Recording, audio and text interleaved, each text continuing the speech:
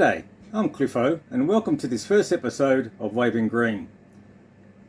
As a track and flag marshal for the Australian motorcycle road racing scene, I've very much enjoyed everything but volunteering at these events brings.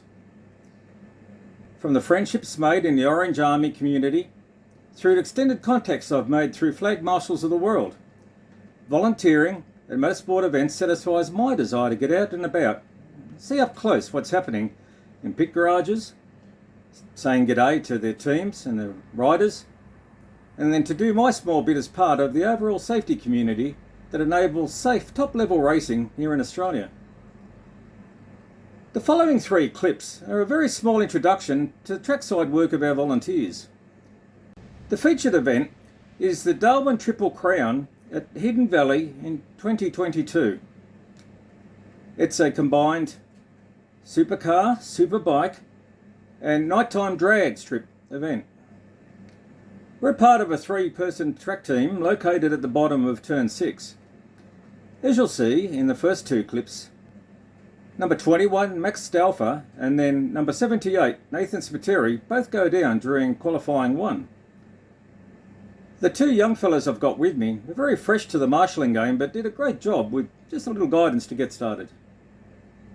I didn't get much higher than 13th on the grid for bike 13, so getting into the front 2 rows would be a good start. West. Oh, 100%. And, he's a fighter. He definitely doesn't give up. He's going to give it his all.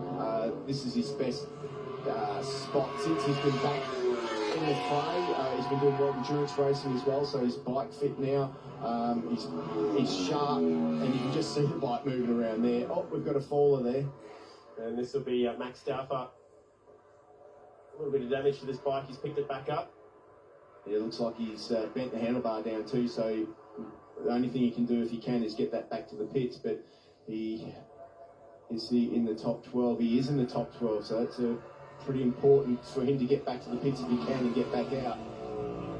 At least get that bike repaired, because if he stays where he is at the moment, that'll put him through to qualifying 1, and he'll be pretty happy with that, because, I mean, it's probably one of the first times that he's been able to do that, so really important that he can get back to the pits now and get that bike repaired. Scout Jamie set the race lap record here in 2013.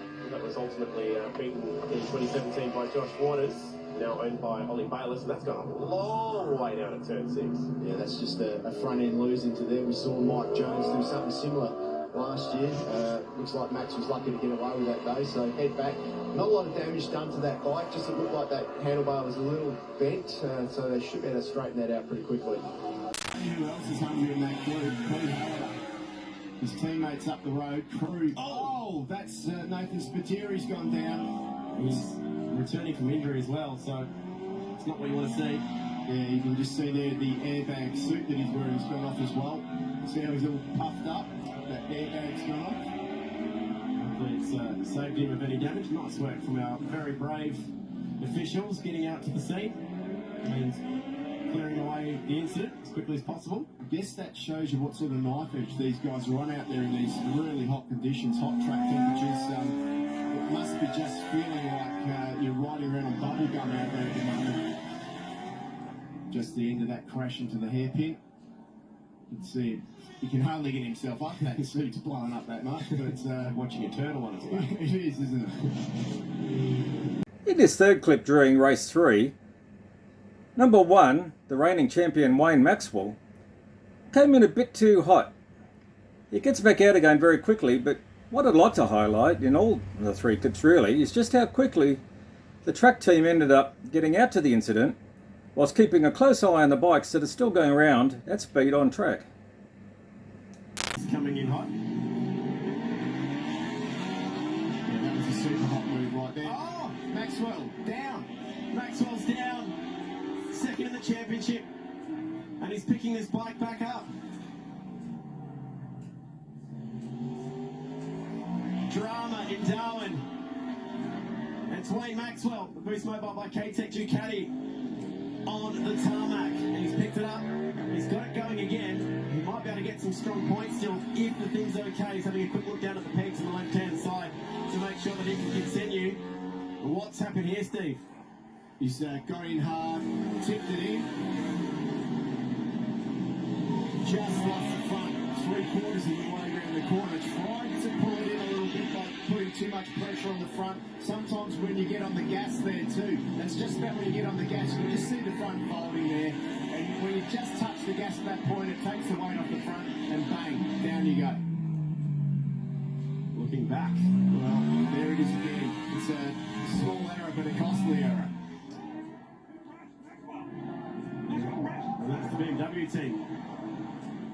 Almost can't believe what they're seeing. Now, what's the state of that peg, you reckon? No, he'll be fine. He'll be fine. Recently, questions posted to flag marshals of the world on Facebook discussed a proposed joint feature between Formula 1 and MotoGP, where cars and then bikes, maybe bikes and then cars, go around on the same weekend. It'd be quite an event. Having bikes and then cars on a race weekend isn't necessarily an unusual event, but it actually takes a lot more planning and organisation than is most people might otherwise think. The rules and regulations, the responsibilities of staff, and some of the procedures on track, such as what flags may actually mean in terms of their colours, between what it means to a car driver or a bike rider, and such things as surface condition, and whether there are airbags out, make such planning difficult. In this next clip, you'll see what it takes to set up an air wall at the Darwin event.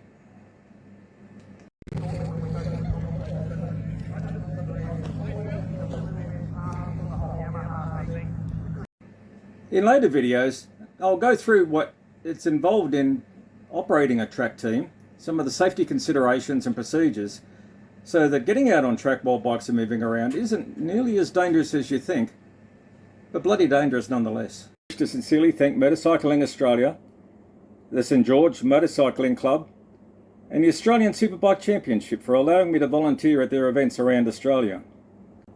Of course, the clips in this video come courtesy of Fox Sports, as streamed through their excellent KO Sports channel. I really hope you've enjoyed this first attempt at a podcast regarding track and in the future flag marshalling for road racing in Australia. There's quite a bit involved, and I hope you'll find of it interest. And when you're watching motorsport on television in the future, particularly MotoGP, World Superbikes or the Australian Superbike Series, you'll be on the lookout for people in the background wearing orange and where they are and what they're doing when you see things happening on track. The next major event I'll be supporting is the Australian round of the World Superbike Series, to be held at Phillip Island in Victoria on the 23rd to the 25th of February 2024. Hope to see some of you there. So this has been the first episode of Waving Green. Hope to see you next time, and until then, keep the shiny side up.